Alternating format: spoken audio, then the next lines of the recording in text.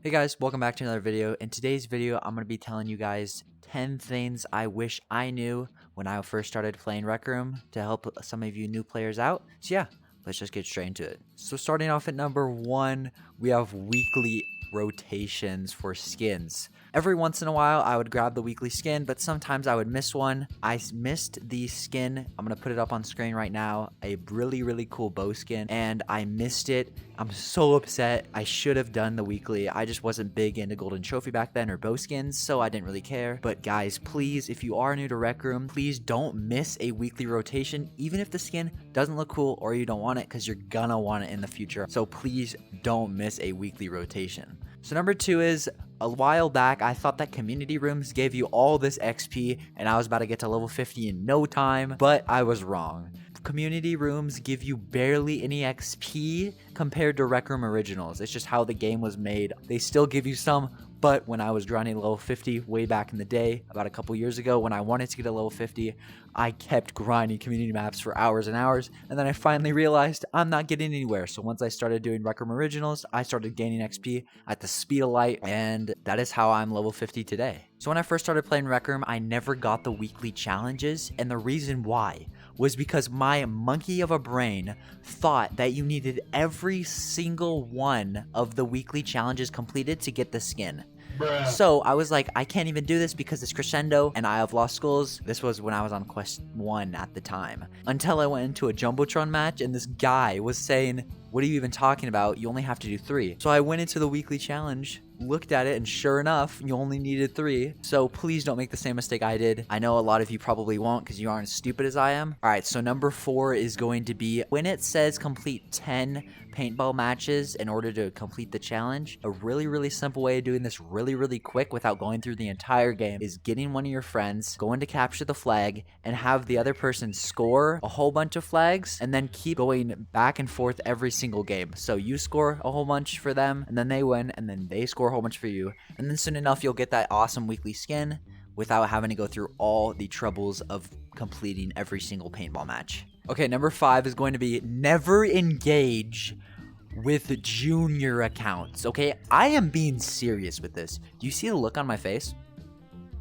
That is serious look, all right? One time, my 2020 self, I was just wanting to be nice to this one junior account. I talked to him, he did his chat bubble, and I was like, okay, this guy's kind of cool. He decided to go into another account where he could talk. So I started talking to the guy. He sounded like he was like 3 years old, but I didn't really care. And then finally, he got like really attached to me. He would like spam invites in the middle of me recording. He would basically mess up videos because I would accidentally click go now and he wouldn't leave the room. So I ended up having to leave the private instance. So please do not engage with junior accounts or any squeakers because they will get so physically attached to you that you'll have to bury yourself alive so they can't see you.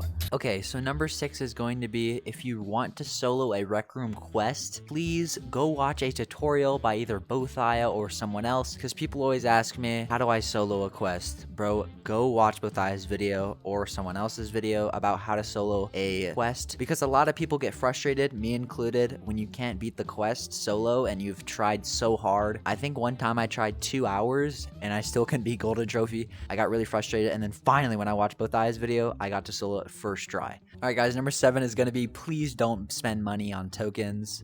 I have been a culprit of this. If you've watched my 50,000 token video, I spent $70 on tokens to make that video for you guys, but I very much regret it. Even though it was a good video, I still regret it because I could use that money for a lot of other things. The reason why I'm saying this is because you're going to regret it in the future. Unless you're Bill Gates, I don't think you really need to spend money on this game. Getting tokens in this game has never been easier. There's 3 options, and sometimes there's even like 120 tokens for an option, and if you keep playing paintball matches over and over, or my paddleball method, you can get tokens so freaking fast. So number 8, okay, I cannot stress this enough. Please do not be toxic to other players. I have been a culprit of that as well.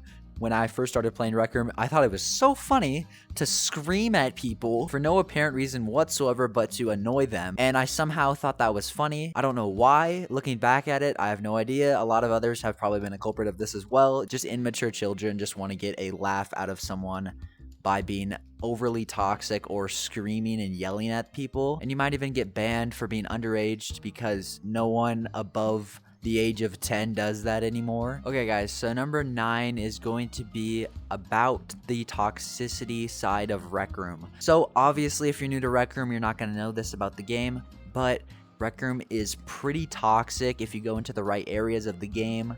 A lot of Rec Room's amazing, but there are some parts where there are those toxic kids. So if you aren't really a fan of toxic and mean people, I don't know why you would be, but there's an option in your watch to turn off people's voices that you can hear to only your friends or favorites. So if you only want to play from friends from school, you can go ahead and mark them as favorites so you can only hear favorite friends. This will just make your Rec Room time a lot more fun because you're not gonna having to worry about some toxic kids. Okay guys, so the last one on our list is number 10, and this one is, guys, please customize your dorm room. Your dorm is a perfect place to spit out that creativity that you have, and you can make things like this. I love my dorm. I made everything in here besides a few things like the waterfall behind me and some of the inventions I bought. I just love decorating my dorm room so much. I get to spend hours on it. It's just such a fun thing to do. When I first started playing the game, didn't really care that much about it. I was like, okay, it's just a waste of time. I don't really care about doing this.